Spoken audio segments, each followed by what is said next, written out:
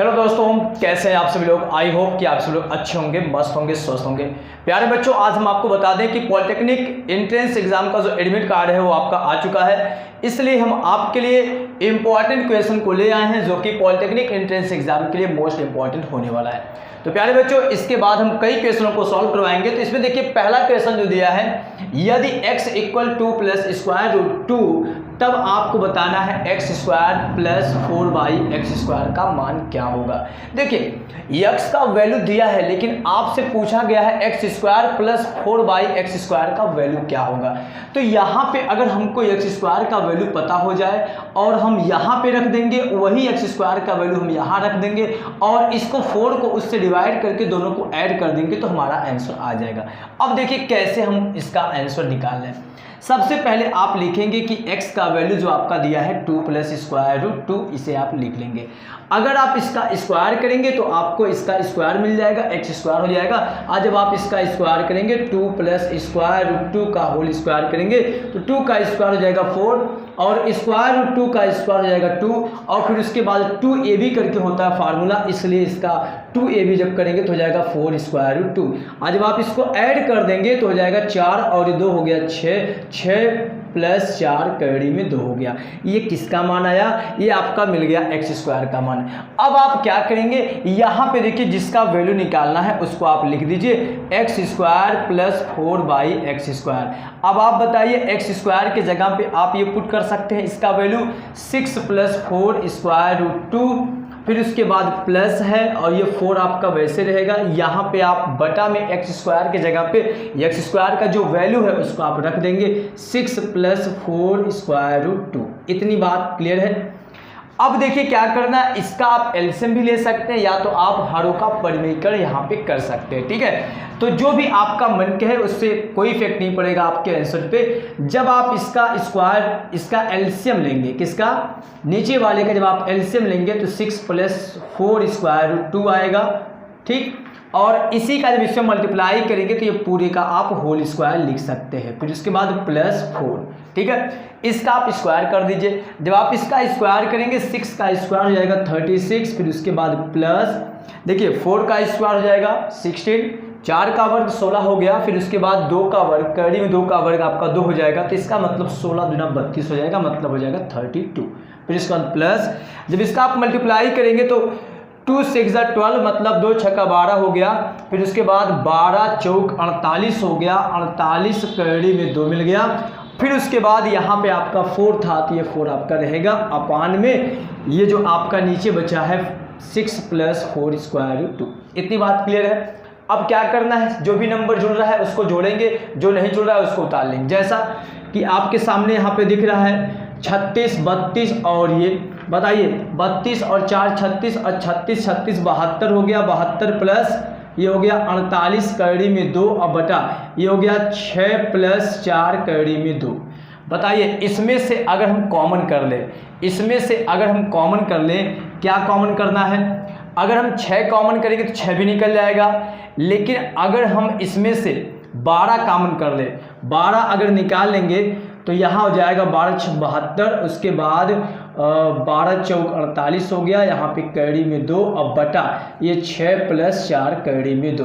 बताइए दोनों सेम आया, ये कट गया, इसलिए इसका आंसर आपका हो जाएगा 12। अब इसका देखिए ऑप्शन कौन सा राइट है, तो इसका option number A is right option. बात क्लियर है, किसी कोई दिक्कत तो नहीं ना। अब हम चलते हैं सेकेंड क्वेश्चन पर। ठीक ना, अभी और भी क्वेश्चनों को सॉल्व करवाया जाएगा। अब देखिए जो सेकंड क्वेश्चन दिया है आपके सामने यहाँ पे लिखा गया है, देखिए क्या दिया है, यदि a⁴ + 1/a⁴ इक्वल ये, तो आपको बताना है a³ माइनस, देखिए यहाँ माइनस है, -1/a³ का मान क्या होगा। ठीक है, ये थोड़ा सा क्वेश्चन आपका अलग है, लेकिन अगर आप ध्यान देंगे तो आपको ये क्वेश्चन समझ में आ जाएगा। बताइए यहाँ पे लिखा गया है a⁴ + 1/a⁴ इक्वल दिया है 119 दिया है, यही ना। इसे आप लिख सकते हैं a² का स्क्वायर। फिर इसे भी आप वही लिखेंगे ए स्क्वायर का पूरे का होल स्क्वायर भी आप कर सकते हैं। ठीक है, तो बताइए पहले का स्क्वायर प्लस 1/a स्क्वायर, ये आपका दूसरे का काम कर रहा है, दूसरे का स्क्वायर। अब फिर अगर हम यहाँ पे +2 लिख दें, यहाँ पे अगर हम +2 लिख दें तो यहाँ पे जब आप 2 जोड़ेंगे इधर बाएं पक्ष में, तो आपको बाएं पक्ष में से घटाना पड़ेगा, या तो आप अगर बाएं पक्ष में जोड़े हैं तो आपको दाएं पक्ष में भी जोड़ना पड़ेगा। तो यहाँ पे देखिए जो 119 था उसमें आप 2 जोड़ दिए। क्यों ऐसा किए? 2 अगर आप दोनों साइड जोड़ देते हैं तो मान में कोई अंतर नहीं होगा। अब आपके मन में चल रहा होगा सर आप 2 ही क्यों जोड़े हैं? सही बात है कि आप उससे कम भी नहीं जोड़े, उससे ज़्यादा भी नहीं जोड़े। इसका वजह है जब हम 119 में 2 जोड़ेंगे तो ये आपका हो जाएगा 121, और 121 आपका 11 का वर्ग होता है। तो ये हम देखते हुए ऐसा काम किए हैं। और साथ ही साथ जब हम यहाँ पे 2 करेंगे तो देखिए पहले का स्क्वायर प्लस दूसरे का स्क्वायर प्लस 2 इंटू, जब 2 इंटू पहला करेंगे और इंटू दूसरा करेंगे ये इससे कट जाता है, इसीलिए केवल 2 आएगा। तो ऐसा लिखने से क्या होगा, ये हमारा बन जाएगा फार्मूला। कौन सा फार्मूला? ए स्क्वायर प्लस 1/a स्क्वायर पूरे का होल स्क्वायर। ये आपका सिमट गया एक फार्मूले में, और यहाँ पे आ गया 121। जब यहाँ से स्क्वायर पूरे का जो स्क्वायर उसे हटाएंगे तो यहाँ पे मिल जाएगा, उसका वर्गमूल हो जाएगा। इसका वर्गमूल होने का मतलब है यहाँ मिल जाएगा 11। अब आप बताइए ए स्क्वायर प्लस 1/a स्क्वायर का मान आपको पता चल गया। ए स्क्वायर प्लस 1/a स्क्वायर का मान आपको पता चल गया 11 है। अब यहाँ से आपको ये नहीं बताना था, आपको तो ये निकालना है। तो इससे आप क्या करेंगे, इसमें से आप 2 अगर घटा देते हैं तो बताइए ए स्क्वायर प्लस 1/a स्क्वायर, तो यहाँ से अगर हम माइनस कर दें, इसमें से भी अगर हम माइनस कर दें, 11 में से 2 कम कर दें तो ये आपका हो जाएगा 9। 9 होने से फ़ायदा क्या है? 9 होने से फ़ायदा है कि ये हमारा 3 का वर्ग है। अब आप बताइए इसे आप क्या लिखेंगे?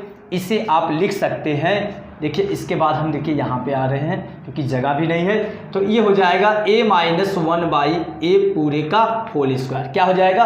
a - 1/a पूरे का होल स्क्वायर, और यहाँ बन जाएगा आपका 9। जब यहाँ से आप निकालेंगे a - 1/a इक्वल, तो यहाँ मिल जाएगा 3, क्योंकि इसका वर्गमूल हो जाएगा। इतनी बात क्लियर है? आपको तो ये चाहिए, तो अगर हम दोनों पक्षों का घन कर दें, क्या कर दें? दोनों पक्षों का घन कर दें। जब इसका घन करेंगे तो बताइए पहले का क्यूब माइनस दूसरे का क्यूब, ठीक है, फिर -3 गुणे पहला फिर गुणे दूसरा, ये ना होता है फार्मूला a - b का होल क्यूब का, और फिर ये पहला माइनस दूसरा, और ये इक्वल। जब आप इसका घन करेंगे तो जाएगा 27। अब आप बताइए इससे ये कट गया तो यहाँ मिला a³ - 1/a³ - 3। इसका मान a - 1/a का मान यहाँ से देखिए निकला था, a - 1/a का मान 3 आया था, ठीक है। तो इसलिए आप यहाँ पे 3 लिखेंगे, ये बराबर 27 के, इसका हो जाएगा 3 × 3 = 9, उधर भेज देंगे तो यहाँ मिल जाएगा a³ - 1/a³ का मान हो जाएगा 27 + 9। इसको आप जोड़ देंगे, 9 × 7 = 16 हो गया, और यहाँ बन जाएगा 36। तो ऑप्शन नंबर आपका बी इज राइट ऑप्शन। बात क्लियर है? चलते हैं अब नेक्स्ट क्वेश्चन पर। इसमें देखिए ये जो क्वेश्चन दिया गया है, इस टाइप का क्वेश्चन आपका हमेशा दिया जाता है, ठीक ना, हमेशा आता रहता है। इसमें दिया क्या है, कैडी में देखिए 12 है, फिर प्लस कैडी में 12 है, फिर प्लस कैडी में 12 है, एंड सो ऑन चलते चलते इनफाइनाइट तक। इसके लिए ट्रिक भी होता है, लॉन्ग मेथड भी होता है लगाने का, लेकिन हम आपको बताएंगे ट्रिक ताकि आपका टाइम बचे। देखिए पहली बात तो ये दोनों सब सेम होना चाहिए, ठीक है, 12 है तो सब सेम होना चाहिए, और सब प्लस प्लस होने चाहिए या सब माइनस होने चाहिए, सब प्लस या सब माइनस, लेकिन नंबर सेम होने चाहिए। वो भी कहाँ तक जाने चाहिए? अनंत तक, और एक कैडी में हो। तो इस कंडीशन में क्या करते हैं, जो नंबर होगा आपका सेम होगा तो किसी एक नंबर को उठाइए, 12 सब है तो सब 12 रहेगा। अब इसका फैक्टर कीजिए, मतलब गुणनखंड, ऐसा गुणनखंड कीजिए कि उन दोनों नंबरों का जो डिफरेंस हो, जो घटाना हो, 1 आए। जैसे इसका अगर हम फैक्टर करेंगे 4 3 12 लिखेंगे तो 4 में से 3 घटाएंगे 1 आएगा। लेकिन अगर हम इसका फैक्टर इस तरीके से करें 6 दूना 12 तो इसका घटाना जब करेंगे तो 4 आ जाएगा, ठीक ना, लेकिन वो नहीं सही है। और इसका फैक्टर हम ऐसे भी कर सकते हैं, इसका फैक्टर हम इस तरीके से भी कर सकते हैं कि 12 51 12, लेकिन 12 में से 1 घटाएंगे तो इसका आ जाएगा 11 अंतर। लेकिन क्या करना है, ऐसा फैक्टर करना है कि उसका जो डिफरेंस और नंबरों का 1 आए। अब बताइए जब आप इसका फैक्टर किए तो आपको मिला 4 और 3, ठीक। अब आपका आंसर कब ये होगा, कब ये होगा, जब क्वेश्चन में सब प्लस रहेगा तो आंसर आपका बड़ा नंबर, और जब सब माइनस रहेगा तो आंसर आपका छोटा नंबर। बात समझ में आया? तो इसका आंसर आपका क्या होगा, 4 होगा, ठीक है। चलते हैं नेक्स्ट क्वेश्चन पर। देखिए दिया है यदि x² minus 16x plus k का मूल बराबर है, इसका क्या है, मूल बराबर है, तो आपको बताना है k का मान क्या होगा। ये तो आपका क्लास 10th का है, आप जानते हैं द्विघात समीकरण का ये है। तो मूल अगर बराबर हो, मूल अगर बराबर हो द्विघात समीकरण ax² plus bx plus c equal अगर 0 है, इसका अगर मूल बराबर होता है तो आपको जानते हैं वहाँ बताया गया था b² माइनस 4ac इक्वल 0 होता है। इस कंडीशन में आप ये भी कह सकते हैं कि b² इक्वल हो जाएगा 4ac। अब आप बताइए यहाँ पे a का वैल्यू x का गुणांक है, तो यहाँ पे x² का गुणांक a है, तो x² का गुणांक यहाँ पे 1 है, इसलिए a के जगह पे आप क्या लिखेंगे, 1 लिखेंगे। अब रह गई बात c का और b का।